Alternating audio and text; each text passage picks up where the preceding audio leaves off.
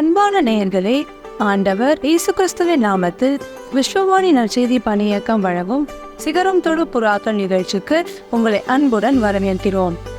இந்த நிகழ்ச்சி பெண்களாகிய நாம் சிகரங்களை தொட உதவும் என நம்புகிறோம்.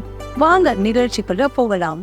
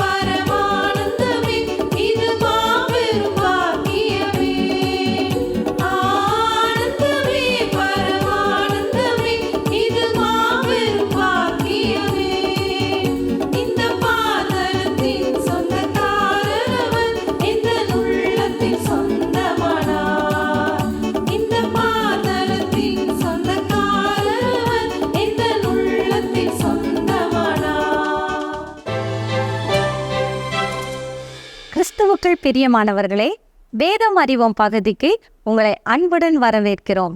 இத்தனை நாட்களும் வேதம் அறிவோம் பகுதியில் விலங்குகள், தாவரங்கள், இடங்கள் இப்படிப்பட்ட காரியங்களை நாம் பார்த்தோம்.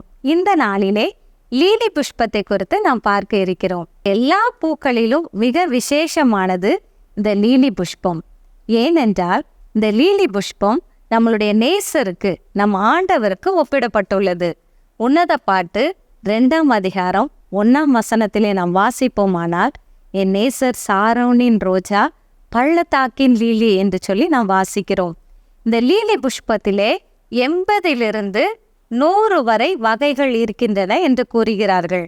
Rain lily, flame lily, trumpet lily, Easter lily, water lily, Canada lily, இப்படி லில்லிக்கு நிறைய பெயர்கள் கொடுக்கப்பட்டிருக்கிறது. லில்லி என்ற பெயரும் நிறைய பேர் வைத்திருக்கதை நாம் பார்க்கிறோம். இந்த லீலி புஷ்பம் பள்ளத்தாக்குகள், மலை அடிவாரத்தில் அதிகமாக மலர்கிறது என்று சொல்லி நாம் கேள்விப்பட்டிருக்கிறோம். இந்த லில்லி பல கலர்களிலே இருக்கிறது. Pink, blue, red, orange, white, இப்படி பல கலர்களிலே இருக்கிறது. அதில் விசேஷமாக இந்த வெள்ளை லீலி புஷ்பம் அருமையாக ரொம்ப பளிச்சு என்ற கலரை கொடுத்து மற்றவர்களை அட்ராக்ட் பண்ணுறதை நம்ம பார்க்குறோம். வாதத்திற்கு, பாம்பு கடிக்கிறதுக்கு, ஸ்கின் ப்ராப்ளத்துக்கு, அது மாத்திரமல்ல லெப்ரசிக்கு, இப்படிப்பட்ட வியாதிகளுக்கு அந்த லில்லி தண்டிலிருந்து வருகிற பாலை கொண்டு மருந்துகள் தயாரிக்கப்படுகின்றன. இப்படி அநேக காரியங்களில் இந்த லீலி புஷ்பம் மற்றவர்களுக்கு உதவியாக இருக்கிறது. இந்த நாளிலும் இந்த லீலி புஷ்பத்தை குறித்து 3 விசேஷங்களை நான் உங்களோடு பகிர்ந்து கொள்ள விரும்புகிறேன். முதலாவது ஸ்மெல். இதனுடைய நறுமணத்தை கண்டு வண்டுகள், மனிதர்கள் பக்கத்தில் வரக்கூடிய அளவுக்கு இதிலிருந்து வாசனை வருகிறது. நாமும் நம்மளுடைய வாழ்க்கையிலே வாசனை கொடுக்கக்கூடியவர்களாக இருக்க வேண்டும். எமிலண்ணன் அடிக்கடி ஒரு வார்த்தை சொல்லுவார்கள், கிறிஸ்தவர்கள் பணம் பழம் போல இருக்க வேண்டும். அதனுடைய வாசனையை கண்டு மனிதர்கள் வர வேண்டும். அதே போல இந்த லீலி புஷ்பத்தின் நறுமணம் மற்றவர்களையும் ஈர்க்கக்கூடிய அளவிற்கு இருக்கிறது. உன்னத பாட்டு 5ஆம் அதிகாரம் 13ஆம் வசனம். அவர் உதடுகள் லீலி புஷ்பங்களை போன்றது, வாசனையுள்ள வெள்ளை போலம் அதிலிருந்து வடிகிறது. வெள்ளை போலத்துக்கு ஒத்த வாசனை இந்த லீலி புஷ்பத்திற்கு இருக்கிறது.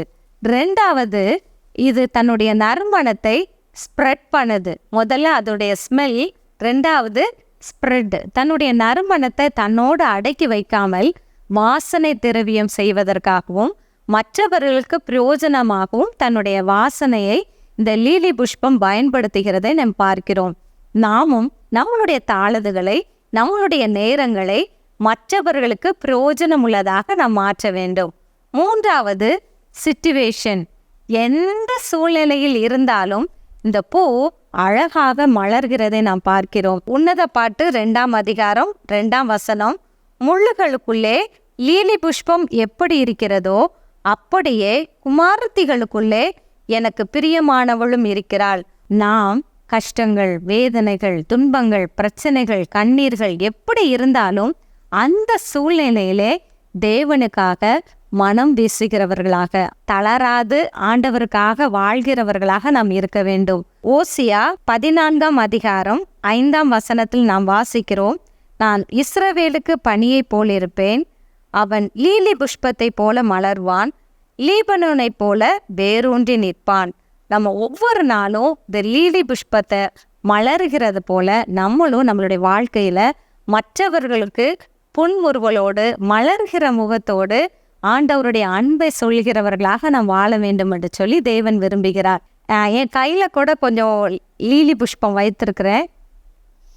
இது ஸ்மெல் அப்படி பக்கத்தில் இருக்கிறவங்களுக்கெல்லாம் அப்படி தெரிகிற மாதிரி அவ்வளோ ஒரு அழகான ஸ்மெல். இதே போல நாமும் மற்றவர்களுக்கு நறுமணம் வீசுறவர்களா வாழணும். பிரியமானவர்களே, நான் டாக்டர் டெனிசா டேவிட்சன், ஒரு சைல்டு அண்ட் அடாலசன்ட் சைக்கியாட்ரிஸ்ட், மனநிலை மருத்துவர். நம்ம போன வாரம் சைக்கோசிஸ்ங்கிறத பற்றி பார்த்தோம். சைக்கோசிஸ்னா என்ன?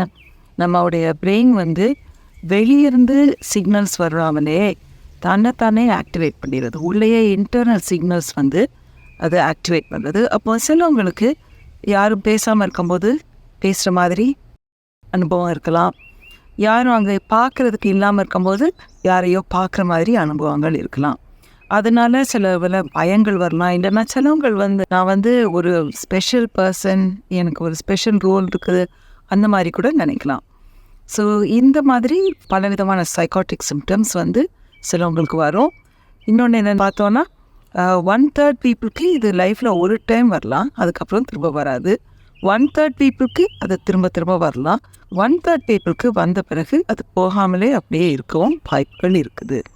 காரணங்கள் நிறைய காரணங்கள் இருக்கலாம். அதிகபட்சமாக ஸ்ட்ரெஸ் அதிகமாக இருக்கும்போது சைக்கோசிஸ் வர்றதுக்கு வாய்ப்புகள் அதிகம். அந்த மாதிரி சைக்கோசிஸ் இருக்கிறவங்களுக்கு சிம்டம்ஸ் கூடுறது ஸ்ட்ரெஸ் அதிகமாக இருக்கும்போது சிம்டம்ஸ் கூடுறதுக்கு வாய்ப்புகள் அதிகம். அதே மாதிரி சப்ஸ்டன்ஸ் யூஸ் பண்ணுறது, கஞ்சா, மரிவானா, அந்த மாதிரி சப்ஸ்டன்ஸ் யூஸ் பண்ணும்போதும் அந்த மாதிரி சைக்காட்டிக் சிம்டம்ஸ் அதிகமாக வரலாம். அதனாலேயும் சைக்கோசிஸ் வரலாம். மெத்தம்ஃபிட்டமின் அந்த மாதிரி சப்ஸ்டன்சஸ் யூஸ் பண்ணும்போது வேறு விதமான சைக்காட்டிக் சிம்டம்ஸ் வரலாம். ஹாலுசினேஷன்ஸ், அதாவது மேலெலாம் ஏதோ பூச்சி போகிற மாதிரி, ஸ்கின் கடியில் ஏதோ இருக்கிற மாதிரி, அந்த மாதிரி கூட வரலாம். ஸோ இது ஒரு காரணம். இன்னொன்று என்னென்னா, பிரெயினில் சில வேளை வியாதிகள் வரலாம். அதாவது இன்ஃப்ளமேஷன் வரலாம், இல்லைனா டியூமர் வரலாம், இல்லைனா ஸ்ட்ரோக் வரலாம். இந்த மாதிரி இருக்கும்போதும் சைக்காட்டிக் சிம்டம்ஸ் வரும். அந்த மாதிரி உடம்புல பாதிப்பு இருக்கும்போது சிலவங்களுக்கு டிலீரியம் வரும். டிலீரியம்னா உளறது, அதிகமாக காய்ச்சல் இருக்கும்போது சிலவங்க உளருவாங்க. அந்த மாதிரிலாம் இருக்கும்போது அதுவும் சைக்கோசிஸ் மாதிரி பார்க்குறதுக்கு தெரியலாம். ஸோ இதை நம்ம போன வாரத்துலேருந்து ரீகேப் பண்ணுறோம். இன்றைக்கி என்ன பார்க்க போகிறோம்னா, பெண்கள் ப்ரெக்னென்சிலையும் குழந்தை பிறந்து உடனே அதுலேருந்து ஒரு 4 வாரங்களுக்குள்ள அந்த டைம் வந்து ரொம்ப முக்கியமான டைம் ஒரு பெண்ணுடைய உடம்புக்கு. ஏன்னா நிறைய சேஞ்சஸ் வருது பார்த்துக்கோங்க. ஹார்மோன்ஸில் நிறையா சேஞ்சஸ் வரும், நம்ம பிளட் சப்ளையில் சேஞ்சஸ் வரும், நம்மளுடைய லைஃப்லேயும் நிறைய சேஞ்சஸ் வரும். ஸோ இந்த மாதிரி நம்ம உடம்பு ஒரு பெரிய சேஞ்சுக்குள்ளே போயிட்டு வரும்போது சில பெண்களுக்கு டிப்ரெஷன் வரலாம், ஆங்ஸைட்டி வரலாம். முன்னால் சிலவங்களுக்கு நடக்கக்கூடாத காரியங்கள் எதுவும் நடந்திருக்கு, பயம் ஏற்ற காரியங்கள் அப்படின்னா சைல்ட் பர்த்தில் பிடிஎஸ்டி வரலாம், ட்ராமா சிம்டம்ஸ் வரலாம். இது எல்லாம் அதிக அளவில் இருக்கும்போது சைக்கோசிஸாக இது மாறலாம். இந்த மாதிரி ஒரு சைக்கோசிஸ் வந்ததுன்னா அது வந்து டேஞ்சரஸாக இருக்கலாம். மதருக்கும் டேஞ்சரஸாக இருக்கும், குழந்தைக்கும் டேஞ்சரஸாக இருக்கும். ஏன்னா மதருடைய திங்கிங் வந்து மாறிடும். மதர் வந்து என் குழந்தை வந்து சேஃபாக இல்லையோ அப்படின்னு நினச்சிட்டு அவங்க வந்து குழந்தைய சேஃபாக இருக்கணும் அப்படின்னு நான் வைக்கணும்னு யோசித்து குழந்தைக்கு ஆக்சுவலி அன்சேஃப் திங்ஸை பண்ணிடலாம். அந்த மாதிரி சேஃப்டி இஷ்யூஸ் வரலாம். அதனால் பிரசவமாக இருக்கிற தாய்மார்களுக்கு, ரீசெண்டாக சைல்ட் பர்த் இருந்த தாய்மார்களுக்கு சப்போர்ட்ஸ் வந்து ரொம்ப அதிகமாக இருக்கணும். அது மட்டும் இல்லை, அவங்களுக்கு எதுவும் சைன் ஆஃப் டிப்ரெஷன், ஆங்ஸைட்டி ஏதாவது இருந்தால் சீக்கிரமாக அவங்களுக்கு நீங்கள் வந்து ஒரு டாக்டர்கிட்டையோ கூட்டு போய் அவங்கள கண்டிப்பாக அவங்களுக்கு சப்போர்ட் கொடுத்துருங்க. இன்னொன்று என்ன பார்க்க போகிறோன்னா க்ரீஃப். அதாவது ப்ரெக்னென்சியில் சிலவங்களுக்கு நல்லா சந்தோஷமாக குழந்தை பிறந்துடுது, சிலவங்களுக்கு குழந்தைய அவங்க இழந்துடலாம், அபார்ஷனால் இறந்துடலாம், இல்லைன்னா மிஸ்கேரேஜாக இருக்கலாம். அபார்ஷனுக்கும் நிறைய ரீசன்ஸ் இருக்கலாம். சிலவங்க வந்து ஏதோ காரணத்தினால குழந்தைய அபார்ட் பண்ணியிருக்கவும் வாய்ப்பு இருக்குது இல்லையா? அந்த மாதிரி நடக்கும்போது சில பெண்கள் வந்து அதை வெளியே பேச முடியும், சில பெண்களால் அதை வெளியே குடும்பத்துக்கு சொல்ல முடியாது. இந்த மாதிரி பெண்களுக்கும் நீங்கள் வந்து உங்களுக்கு டிப்ரெஷன் வரலாம், போஸ்ட் ட்ராமேட்டிக் சிம்டம்ஸ் வரலாம், ஆங்ஸைட்டி வரலாம், நிறையா க்ரீஃப், கில்ட் இது எல்லாம் இருக்கலாம். ஸோ இதுவும் ப்ரெக்னென்சி ரிலேட்டட் ஒரு விஷயம் நம்ம மனசில் வைக்கணும். அந்த மாதிரி உங்களுக்கு ஏற்பட்டிருந்தா, இல்லைன்னா உங்களுக்கு தெரிஞ்சவங்களுக்கு ஏற்பட்டிருந்தா, அவங்களுக்கு எவ்வளவோ அன்போடோ கம்பேஷனோடோ நீங்கள் அவங்களுக்கு சப்போர்ட் பண்ண முடியுமோ அது நல்லது இன்றைக்கி. அதனால் இது ரெண்டும் நம்ம முக்கியமாக பார்த்துருக்கோம். சைக்கோசிஸ், பெரிநேட்டல் சைக்கோசிஸ், அதுக்கப்புறம் அபார்ஷன், மிஸ்கேரேஜ் எப்படி விமனை அஃபெக்ட் பண்ணலாங்கிறது. ஜெபம் பண்ணுவோமா? அன்புள்ள ஆண்டவரே, இதை கேட்கிற ஒவ்வொருத்தருக்கும் கர்த்தாவே உம்முடைய பாதப்படியில் வருகிறோம். ஆண்டவரே, இவர்களின் குடும்பங்களில் கர்த்தாவே இருக்கும் ஒவ்வொரு ப்ரெக்னென்ட் உமனையும் கர்த்தாவே உம்முடைய கரங்களில் சமர்ப்பிக்கிறோம். கர்த்தாவே, அவர்களோடு கூட நீர் இருந்து அவர்கள் தேவைகள் எல்லாவற்றையும் நீர் பரிபூர்ணமாக்கி கர்த்தாவே அவர்களுக்கு மனதிலும் உடம்பிலும் கர்த்தாவே என்னென்னலாம் தேவையோ நீர் அவர்களுக்கு அதை பூரணப்படுத்தி கொடும். கர்த்தாவே, அவர்களுடைய ஃபேமிலிக்கு அவர்களை சப்போர்ட் பண்ண வேண்டிய எல்லா திறமைகளையும் எல்லா ரிசோர்ஸஸையும் நீ கொடும். கர்த்தாவே, ஆண்டவரே, அதுபோல் மிஸ்கேரேஜ் ஆனவர்கள் யாராக இருந்தாலும், அபார்ஷன் வழியாக சென்றிருப்பவர் யாராக இருந்தாலும் கர்த்தாவே, எந்த காரணத்தினாலும் இருந்தாலும் கர்த்தாவே, அவர்களை நீர் கண்ணோக்கி பார்த்து அவர்களுக்கு உம்முடைய அன்பையும் உம்முடைய சமாதானத்தையும் நீர் கொடுத்து கர்த்தாவே, அவர்கள் எந்த இடத்தில் இருந்தாலும் எந்த துக்கத்தில் இருந்தாலும் அவர்களை கை பிடித்து நீர் வழிநடத்தும். கர்த்தாவே, நாங்கள் ஒருத்தருக்கு ஒருவர் அன்போடும் கருணையோடும் கம்பேஷனோடும் கர்த்தாவே, நீர் எங்கள் மேல் எவ்வளவு கருணையாக இருக்கிறீரோ அதே கம்பேஷனை நாங்கள் ஒருத்தருக்கு ஒருத்தர் காட்ட, ஜட்ஜ் பண்ணாமல் இருக்க நீர் எங்களுக்கு கிருபை செய்யும், எங்களுக்கு இறங்கும். இயேசுவின் மூலம் ஜெபம் கேளும் ஜீவனுள்ள பிதாவே, ஆமென். கிறிஸ்துவுக்குள் அன்பானவரை, கிறிஸ்து இயேசு நாமத்தினாலே உங்களுக்கு அன்பின் வாழ்த்துக்கள். இன்றைக்கு தெய்வ செய்தியாக நாம் பார்க்க இருக்கிறது தீர்க்கதரிசி அன்னாள். அன்னாள் புதிய ஏற்பாட்டில் லூக்கா 2வது அதிகாரம் வசனம் 36 முதல் 38 வரை குறிப்பிடப்பட்டுள்ளது. அன்னாள் ஒரு பெண் தீர்க்கதரிசியாக புதிய ஏற்பாட்டில் வசனம் 36 ஒரு தீர்க்கதரிசி இருந்தாள் என்று குறிக்கப்பட்டுள்ளது. அன்னாள் என்ற பெயருக்கான அர்த்தம் God has favored me. கர்த்தர் எனக்கு கிருபையாக இருந்தார், கர்த்தர் எனக்கு இரக்கமாக இருந்தார், கர்த்தர் என்னை ஆசிர்வதித்தார் என்று பொருள்படுகிறது. கர்த்தர் உண்மையாகவே அன்னாள் மீது கிருபையாகவே இருந்திருக்கிறார். ஏனென்றால் தன்னுடைய 7 வருடம் மாத்திரமே தன் கணவரோடு வாழ்ந்து விதவையாகி இருக்கிறார்கள். அவர்களுடைய திருமண வயது 12 - 13 வயதாக இருந்திருக்க கூடும் என்று ஆய்வாளர்கள் கூறுகிறார்கள்.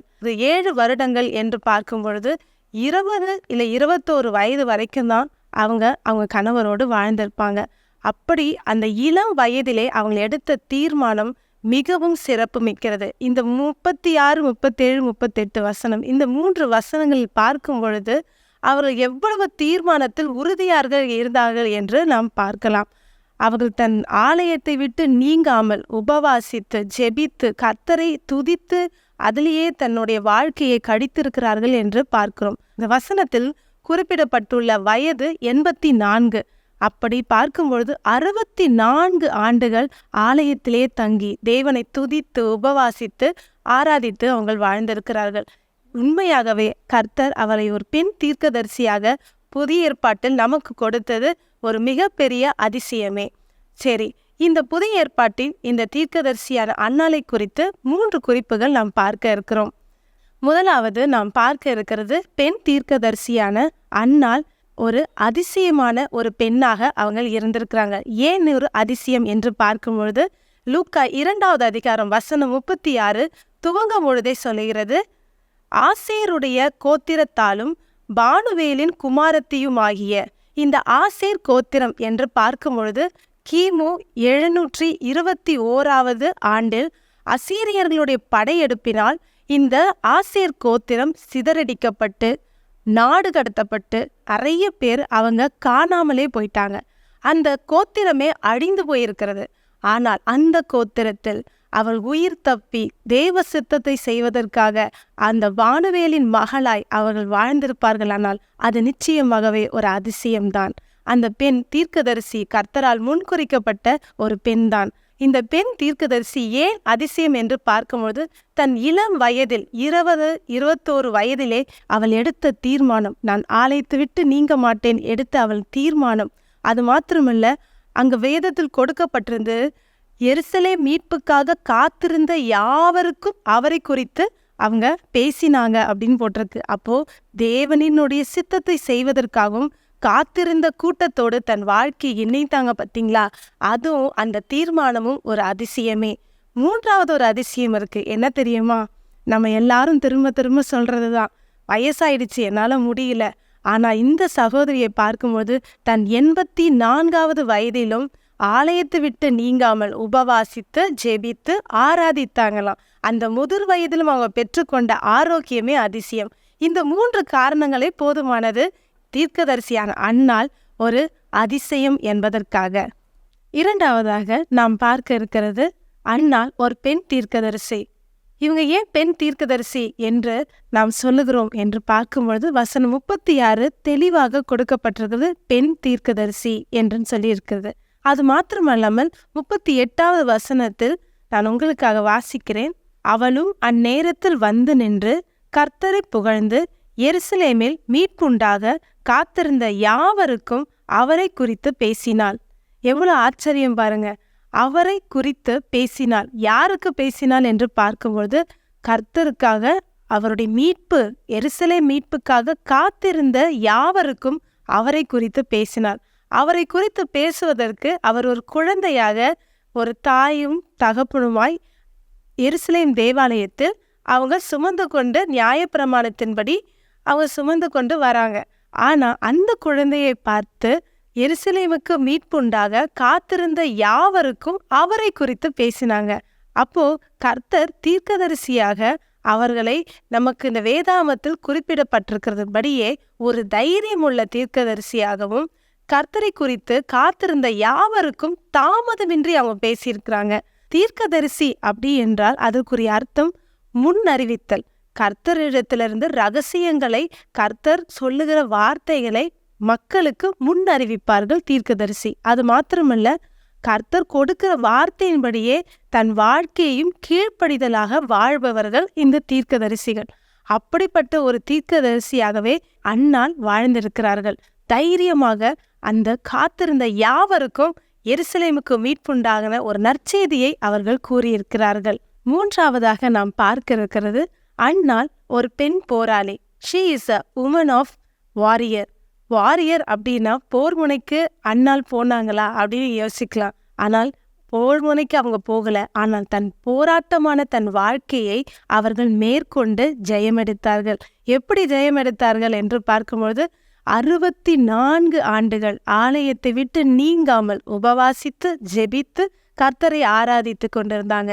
எதற்காக அப்படின்னு பார்த்தீங்கன்னா, எருசலேமில் மீட்புண்டாக காத்திருந்தவர்களோடு தன் வாழ்க்கையை இணைத்து கொண்டாங்க. எப்படி தானும் காத்திருந்தார்கள், ஜெபத்தில் காத்திருந்தார்கள். தன்னுடைய எருசலேமுக்கு, தன்னுடைய நாட்டுக்கு எப்படின்னா ஒரு விடுதலை வந்துவிடும், ஒரு மீட்பர் வருவார் என்று அவங்க காத்திருந்தாங்க. அதுதான் தன்னுடைய உலக வாழ்க்கையை அவர்கள் ஜெயித்தார்கள். அதற்காக நிச்சயமாகவே நிறைய சவால்களை அவங்க சந்தித்திருப்பார்கள். அப்டக்கிள்ஸ், நிறைய தடைகள் இருந்திருக்கும். ஏன்னா ஒரு பெண்ணாக அந்த காலத்துல ஆலயத்திலே தங்கி இருக்கணும்னா நிச்சயமாகவே நிறைய தடைகள் இருந்திருக்கும். இன்றைக்கும் இருக்கிறது, அன்னைக்கும் கட்டாயம் இருந்திருக்கும். அதெல்லாவற்றையும் தாண்டினாங்க. ஒரு வாரியர் என்று பார்க்கும்பொழுது 4 குணாதிசயங்கள் உண்டு. நான் வாசிக்கிறேன். தைரியம், கரேஜ், உறுதிப்பாடு, டிட்டர்மினேஷன், உள் வலிமை, இன்னர் ஸ்ட்ரென்த், மிகுந்த வீரியம், கிரேட் விகர். பாருங்களேன் எவ்வளவு ஒரு ஆச்சரியமானது. இந்த 4 குணாதிசயமே பெண் தீர்க்கதரிசியான அன்னாளுக்குள் இருந்திருக்கும். கட்டாயமாக இருந்திருக்கும். தைரியம் இருந்திருக்கிறது. ஒரு டிட்டர்மினேஷன், அவங்க எடுத்த அந்த தீர்மானத்துல அவங்க அவ்வளோ உறுதியாக அவங்க இருந்திருக்கிறாங்க. கிரேட் விகர். ஏன் அப்படி கிரேட் விகர் அப்படின்னு சொல்லும், அந்த செய்தியை அறிந்த உடனே அவங்க வீரியத்தோட உடனே ஓடி போய் அந்த காத்திருந்த யாவருக்கும் போய் அவங்க சொல்லுகிறாங்க. 38வது வசனத்தை ஆரம்பத்தில் போட்டிருக்கிறது. அவளும் அந்நேரத்தில் வந்து நின்று சிமியோன் மரியாளிடமும் யோசேப்பிடமும் இயேசு குழந்தை குறித்து தீர்க்க தரிசன வார்த்தைகளை அவர் சொல்லிக்கொண்டே இருக்கும் பொழுது அவளும் அந்நேரத்தில் வந்து நின்று. இதன் மூலமாகவும் நம்மளோட தேசத்துக்கு மீட்பு வந்துருமா? அந்த நேரத்தில் போய் கரெக்டாக அவங்க நிற்கிறாங்க பாருங்க. அங்கேயும் நின்று வார்த்தையை கேட்டவர்களாய் உடனே போய் தன்னுடைய காத்திருந்த கூட்டத்துக்கு அந்த செய்தியை அறிவித்தார்கள். பெண்களாகிய நீங்களும் நானும் கர்த்தருக்குள் நம்ம காத்திருந்து ஜெபிக்கும் பொழுது நமக்கான நேரம் 64 ஆண்டுகள் காத்திருந்த அந்த தேவ சித்தத்தை நிறைவேற்றுகிற அந்த நேரம் வரும்பொழுது அவங்க அதை நழுவ விடாமல் அதை பயன்படுத்தி கொண்டார்கள். அதே போல நீங்களும் நாங்களும் அப்படியாய் பயன்படுத்தி கொண்டால் நிச்சயமாகவே இந்த வேதாகமத்தில் 3 வசனங்கள் அந்த தாயாருக்காக கொடுக்கப்பட்டது. அதே போல் அந்த ஜீவ புஸ்தகத்திலும் நம்மளுடைய பெயர்கள் எழுதப்படும்.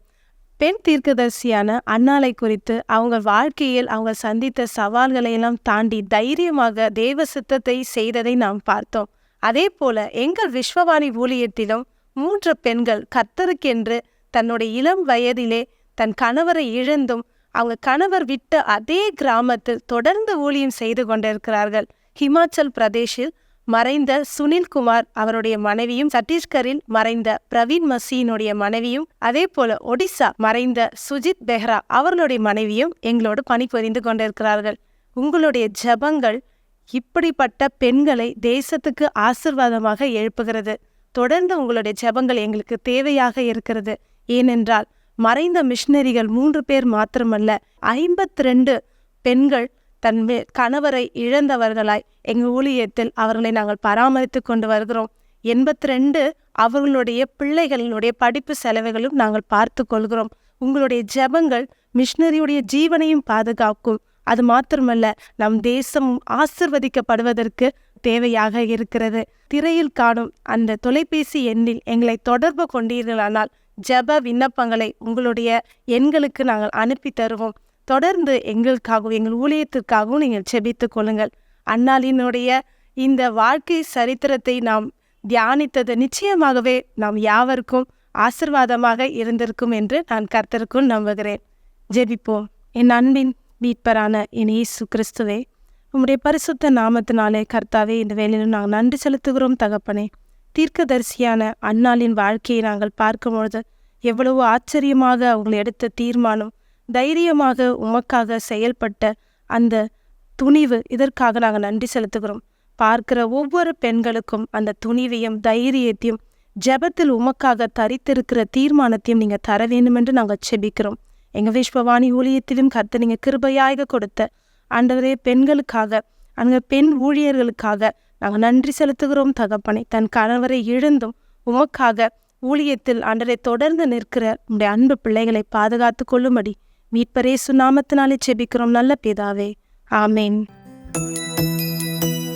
விஸ்வவாணி என்பது இந்தியாவில் அறியப்படாத இடங்களில் நற்செய்தியை அறிவித்து தாழ்ந்து கிடக்கும் சமுதாய மக்கள் சமுதாயத்தில் உயர்ந்த நிலையை அடைவதற்கான அனைத்து கட்டமைப்புகளையும் ஏற்படுத்தி தரும் ஓர் மக்கள் இயக்கம்.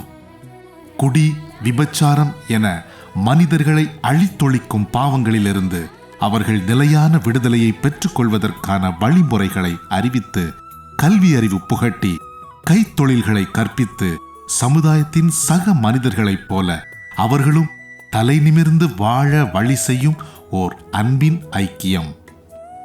ஒரு கிராமத்தை பொறுப்படுத்து மாதந்தோறும் 4000 ரூபாய் அன்பின் ஈகையாக கொடுப்பதின் மூலம் ஓர் சமுதாயம் நம் கண்முன்னே மலர்வதை நீங்கள் பார்க்க முடியும்.